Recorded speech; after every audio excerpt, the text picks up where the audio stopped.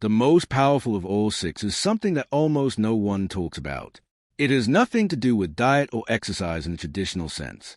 In fact, most cardiologists don't even bring it up.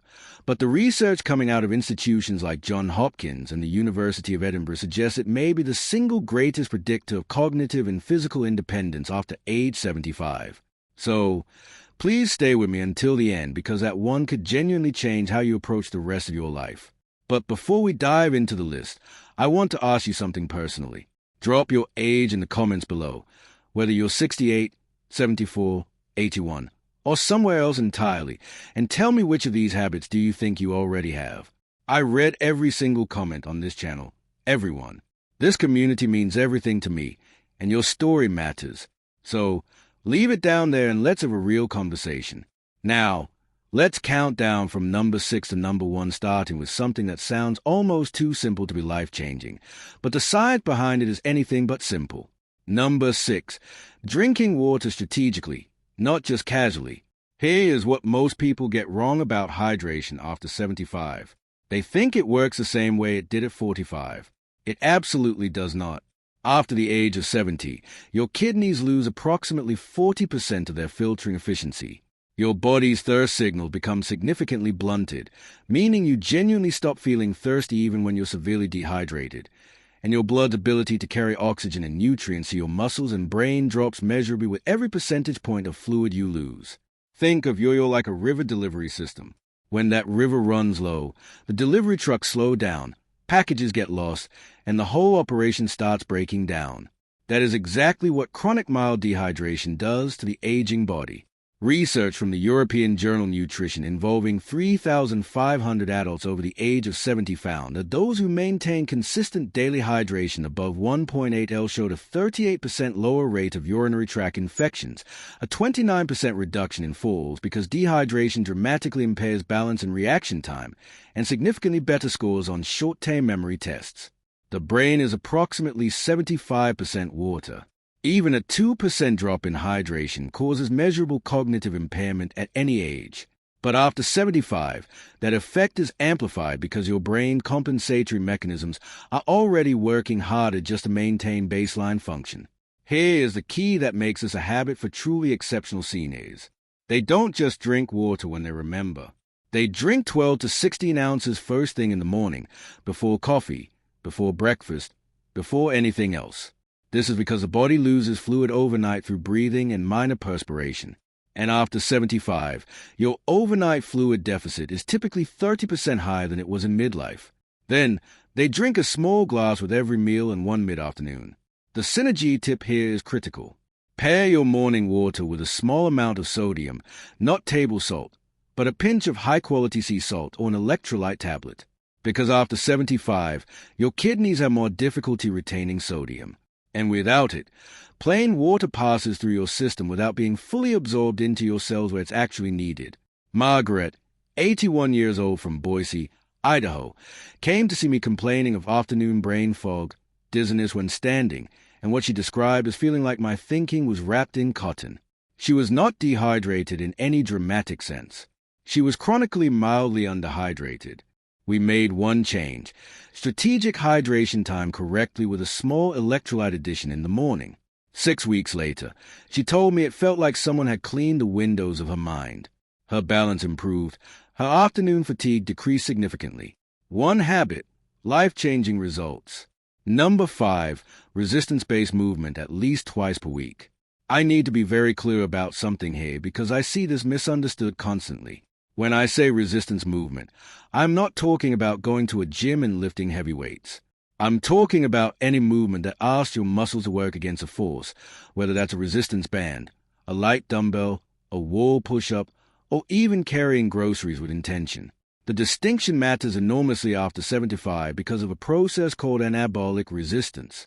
Let me explain what that means. Anabolic resistance is a reduced ability of aging muscle cells to respond to protein and exercise stimulation. In practical terms, it means that after 75, your body needs more signal, more intentional resistance to maintain the same amount of muscle that a 50-year-old would maintain with half the effort. Your muscles are not lazy, they are simply harder to reach. And if you don't reach them consistently, They begin a process called sarcopenia, the progressive loss of muscle mass and strength, which research from the Mayo Clinic has linked to a 47% increased risk of falls, a 53% higher likelihood of being unable to perform basic daily tasks within 5 years, and a dramatically shortened overall lifespan. A study from Tufts University followed adults aged 75 to 85 who began twice-weekly resistance training. After just 10 weeks, participants showed an average 37% increase in leg strength, a 28% improvement in balance scores, and here's a part that always surprises people, a measurable improvement in insulin sensitivity, which directly affects energy, inflammation, and cognitive function. The mitochondria in your muscle cells, which are essentially the power plants of your body, literally regenerate more efficiently when resistance exercise is present.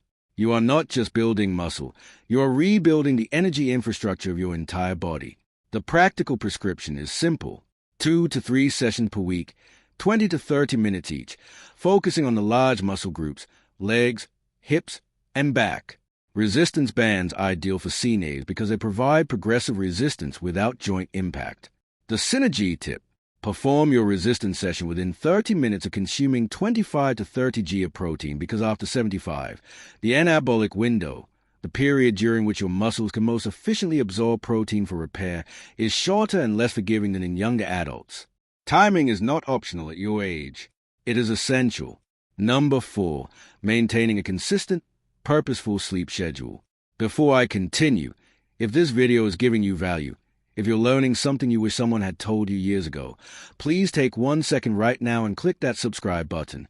And if you know someone between 70 and 90 who deserves to hear this information, share this video with them today.